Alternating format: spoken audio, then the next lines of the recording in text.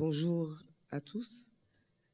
Madame Marinette Torpille, conseillère exécutive, Monsieur le directeur de Great Place to Work, Madame la directrice de 3M GRH, Madame Céline Rose, présidente de la CPME, Mesdames, Messieurs les cadres territoriaux, Mesdames, Messieurs, à vous tous qui êtes présents ce matin, je voudrais vous souhaiter à mon tour la plus cordiale bienvenue à l'espace Sonate et adresser d'emblée des remerciements à Janine Montlouis-Bonner de 3M GRH et à Vincent Quige, directeur du développement de Great Place to Work, qui a fait le déplacement pour ce séminaire pour avoir associé le CNFPT comme partenaire à cette manifestation.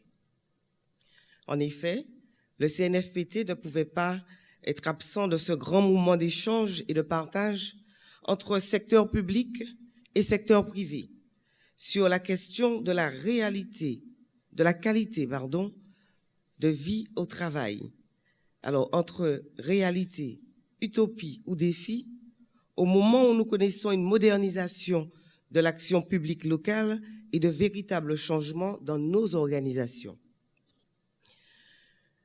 Qu'il me soit permis de rappeler que le CNFPT a pour mission de contribuer à la formation des 18 000 agents territoriaux issus des collectivités territoriales, des établissements publics et autres syndicats, d'accompagner les agents désireux de préparer des concours et examens professionnels d'une part, et les collectivités d'autre part dans leur démarche de modernisation de leurs services, de mise en œuvre des politiques publiques. Les grandes causes défendues par le CNFPT prennent en compte l'égalité d'accès à la formation de tous les agents, la prise en compte du handicap, la promotion du développement durable, la lutte contre l'illettrisme, l'amélioration de notre offre de formation en y intégrant les outils numériques. En 2017, donc cette année, cela fera 45 ans que le CNFPT œuvre pour le droit à la formation des agents territoriaux.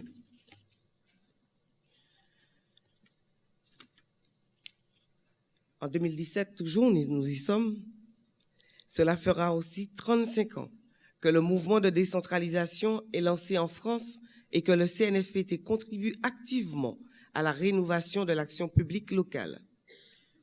Cela fera aussi 10 ans que le CNFPT investit pleinement ses missions, ses compétences tirées de la loi de février 2017. Au fil des ans, ces évolutions historiques ont forgé des convictions chevillées au corps pour chacune des personnes attachées au CNFPT. La baisse injuste de la cotisation versée par les collectivités au CNFPT rend plus évidente ces convictions. Dans l'action publique, les acteurs comptent tout autant que les actions. Les acteurs publics façonnent l'action publique. Développer les compétences des acteurs publics, c'est aussi important que piloter des politiques publiques. Alors certes, certains dirigeants peuvent considérer que la formation est secondaire, accessoire, marginale, peut-être parce qu'elle ne représente que 1%, voire 0,9% de la masse salariale. D'où leur désintérêt quant à la formation tout au long de la vie. Ils ont tort. Car les compétences professionnelles sont la première des ressources humaines, des ressources stratégiques, des ressources d'action publique. Former, et j'ai eu l'occasion de le dire dans d'autres espaces, c'est s'intéresser aux acteurs, à leurs compétences, à leur parcours de formation. Et en cela, former, c'est forger au moins 50% des ressources de l'action publique. C'est aussi permettre un temps d'intériorité où chacun peut se ressourcer d'un point de vue professionnel sans être jugé. Un temps où chacun peut apprendre en toute liberté sans être en compétition. Un temps où chacun peut partager avec d'autres pairs sans être placé dans un rapport de subordination. C'est aussi favoriser l'ascenseur social. C'est aussi renforcer les collectifs d'équipe à l'heure où la cohésion sociale peut se déliter. Bref, former, c'est accorder un temps de respiration indispensable pour tout métier.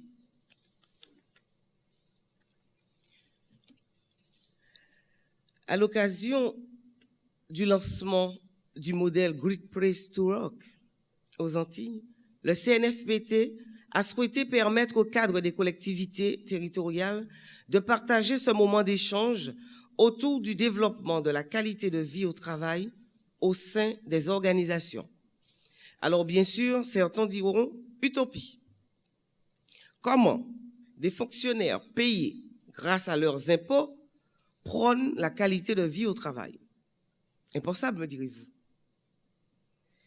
D'autres diront, c'est possible. Il suffit de rédiger des chartes managériales prônant des valeurs. Pour ma part, je suis persuadé que c'est possible. Certaines entreprises ont innové en créant, par exemple, des emplois de concierge au sein de leurs organisations pour faciliter la vie de leurs salariés. Pourquoi pas dans le secteur public? Le fait d'échanger entre salariés du public,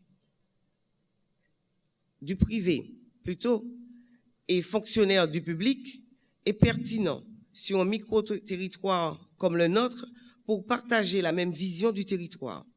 C'est ainsi que le CNFPT accueille des cadres de la fonction publique d'État et de la fonction publique hospitalière au sein de ses formations et vice-versa au titre de la mutualisation.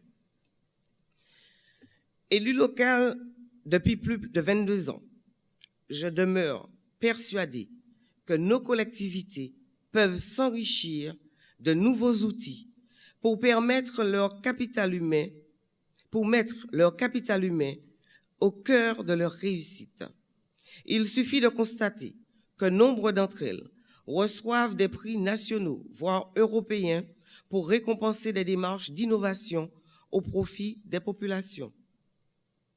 Et pourquoi pas rêver à ce que, très prochainement, les collectivités martiniquaises puissent figurer au palmarès des Best Workplaces de France. Mais avant de vous souhaiter une excellente rencontre, je vous invite à faire vôtre la citation d'Oscar Wilde que je vais vous lire. « S'aimer soi-même, c'est se lancer dans une belle histoire d'amour qui durera toute la vie. » Je vous remercie de votre attention.